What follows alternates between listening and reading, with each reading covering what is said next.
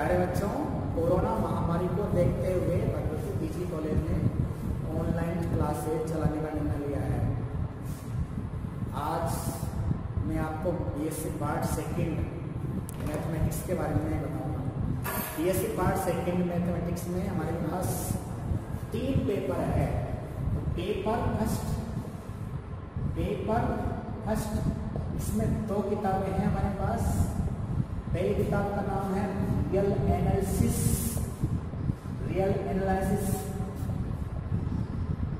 इसको इंग्लिश में हिंदी बोलते हैं अभी वास्तविक विश्लेषण।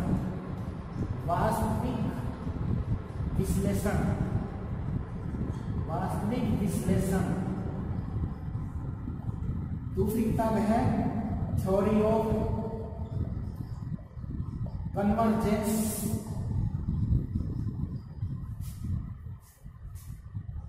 इसका हिंदी में नाम होगा अभिसरण सिद्धांत। इसी प्रकार पेपर सेकंड है, इसमें भी 2 किताब है। पहली किताब है डिफरेंशियल इक्वेशन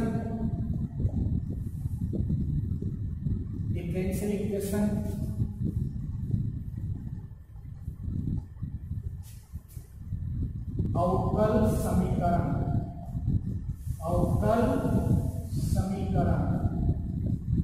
इसको शॉर्ट में डीई बोलते हैं, डीई। दूसरी किताब है, इसका नाम है पार्शियल डिफरेंशियल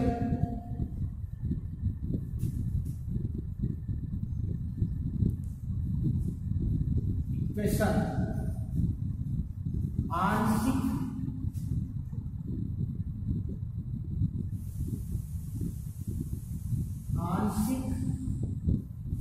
अवकल समीकरण।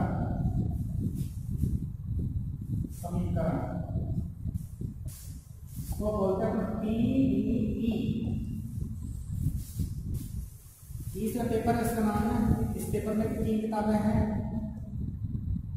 A B. पहली किताब का नाम है स्टैटिक्स, उसकी है डायनामिक।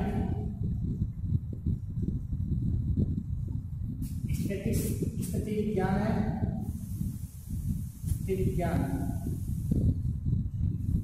दूसरी किताब इसका नाम गति विज्ञान है।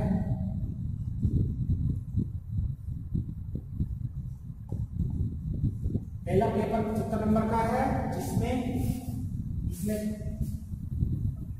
75 नंबर का पेपर होगा। दूसरा पेपर होगा 50 नंबर का होगा, इसमें 25 नंबर का प्रैक्टिकल है। और तीसरा पेपर है वो भी 75 नंबर का ही है। इसमें 2 मिनट है, इसमें 3 मिनट है। सबसे पहले आपको डिफरेंशियल इक्वेशन अवकल समीकरण पढ़ाई जाएगी। अवकल समीकरण के बारे में आप 12th क्लास में पढ़ चुके हो, उसी का विस्तार रूप में।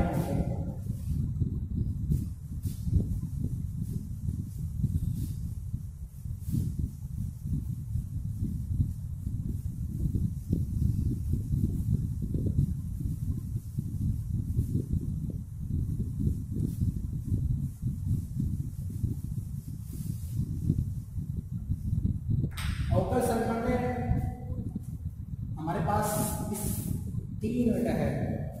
3 यूनिट का यूनिट फर्स्ट में सबसे पहले पॉइंट आता है हमारे पास प्रथम कोटि एवं प्रथम घात की अवकल समीकरण का हल। प्रथम कोटि और प्रथम घात की अवकल समीकरण को हल करने की कई विधियां हैं। तो सबसे पहले विधि आती है चरों का पृथक्करण। तो चरों का पृथक्करण के द्वारा अवकल समीकरण कैसे हल किया जाएगा, इसके लिए हम एग्जाम्पल फर्स्ट लेते हैं। एग्जाम्पल फर्स्ट में 1 + x² dy बराबर 1 प्लस वाई स्क्वायर dx। ये एग्जाम्पल फर्स्ट है। तो इसमें चलो का पृथक्करण करेंगे हम, तो dy के साथ में y वाला पद होना चाहिए। चलो का पृथक्करण में ये होता है कि dy के साथ में y वाला पद हो, dx के साथ में x वाला पद हो। तो ये एक तरह से व्रजगुणा हो रहा है। व्रजगुणा को हम भिन्न के रूप में तोड़ेंगे हम, तो dy के नीचे किया जाएगा और dx के नीचे किया जाएगा। इसको हम ऐसे लिख सकते हैं dy बटा 1 प्लस वाई स्क्वायर बराबर dx बटा 1 प्लस एक्स स्क्वायर। इसके बाद में हम चरों का पृथक्करण करने के बाद समाकलन करेंगे। समाकलन से इंटीग्रल dy बटा 1 plus Y square integral dx बटा 1 प्लस एक्स स्क्वायर। इसके बाद में इसका सूत्र लगाएंगे। सूत्र है dx बटा 1 प्लस एक्स स्क्वायर या dx बटा a square plus x square. इसका हो जाएगा 1 अपॉन ए tan इनवर्स x अपॉन ए। इसका हो जाएगा tan इनवर्स y बराबर tan इनवर्स x। इसके बाद समाधान करने के बाद में हम इसमें अक्षर c जोड़ते हैं, लेकिन यहाँ पे tan इनवर्स है, यहाँ पे भी tan इनवर्स है, इसलिए हम दोनों इधर tan इनवर्स c जोड़ेंगे। तो tan inverse c, tan inverse x को बाएं तरफ लेंगे हम, ये हो जाएगा tan inverse y minus tan inverse x बराबर tan इनवर्स c। इसके बाद इसमें tan inverse a minus tan inverse b का सूत्र लगाएंगे। tan inverse a minus tan inverse b का सूत्र होगा tan inverse a minus b बटा 1 प्लस ab। ये जाएगा tan inverse y minus x बटा 1 प्लस yx बराबर tan इनवर्स c। इधर भी tan इनवर्स है, इधर भी tan इनवर्स है, तो दोनों तरफ tan लेंगे। tan इंटू tan इनवर्स हट जाएगा, एक हो जाएगा। इधर भी tan इंटू tan इनवर्स एक हो जाएगा। तो ये हो जाएगा y माइनस एक्स बटा 1 प्लस yx बराबर c बटा 1। इसके बाद गणना करेंगे, तिरछा गुणा करेंगे हम। c इंटू 1 प्लस yx बराबर y माइनस x। इस अवकल समीकरण का हल है। अवकल समीकरण का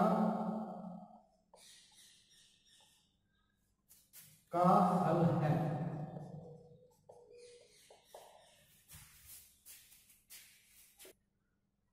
e की power example number second, e की power y plus 1 into cos x dx plus e की power y sine x dy बराबर 0। यह अवकल समीकरण है। इसको चरों के पृथक्करण की विधि द्वारा हल करेंगे। तो सबसे पहले यहाँ प्लस का चिन्ह आ रहा है, तो इस पद को हम दाईं तरफ ले जाएंगे। ये हो जाएगा e की power y plus 1 cos x dx बराबर माइनस e की power y sine x dy। इसके बाद चरों का पृथक्करण करेंगे। चरों का पृथक्करण करने पर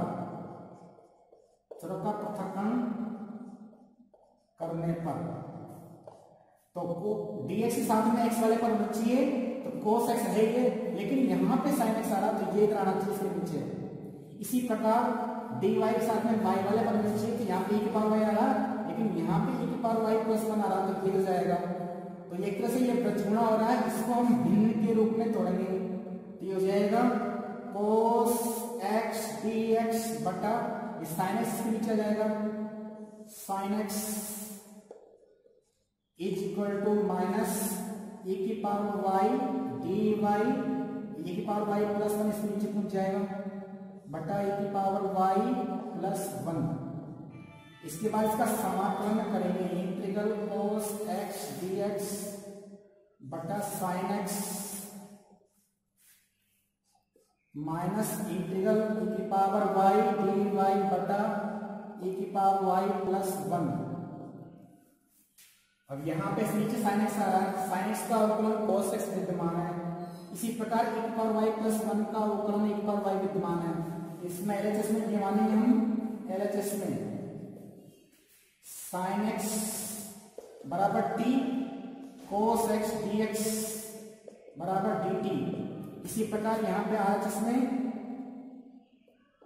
e की पावर y प्लस 1 बराबर z मान लेंगे, e की पावर y dy बराबर dz हो जाएगा।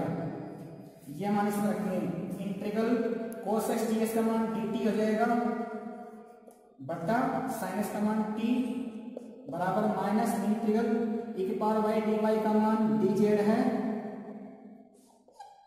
dz बटा e की पावर y प्लस 1 का मान z है। इसमें dt बटा t यानी कि dx बटा x का सूत्र लगाएंगे, log x हो जाएगा, ये dt अपॉन t का log t equal to minus log z plus समाकलन करने के बाद में अक्षर जोड़ा जाता है। यहाँ पे भी log आ रहा है, यहाँ पे भी log आ रहा है, तो हम c नहीं जोड़ेंगे, log c जोड़ेंगे, log c। इस log z को इधर बाएं तरफ लेंगे हम, log t plus log z बराबर log c। अब t और z के मान रखेंगे तो log t का मान हमारे पास है sin x, log sin x plus log e की पावर y प्लस 1 बराबर log c। इसके बाद में log n plus log n का सूत्र लगाएंगे, तो log n plus log n का मतलब होता है log n into n, log sin x e की power y plus 1 equal to log c। इधर भी log आ रहा है, इधर भी log आ रहा है, तो दोनों पक्षों का हम एंटी log लेंगे, तो दोनों हट जाएंगे, ये आ जाएगा sin x e की पावर y प्लस 1 बराबर c। और यही अवकल समीकरण का हल है, अवकल समीकरण का हल है।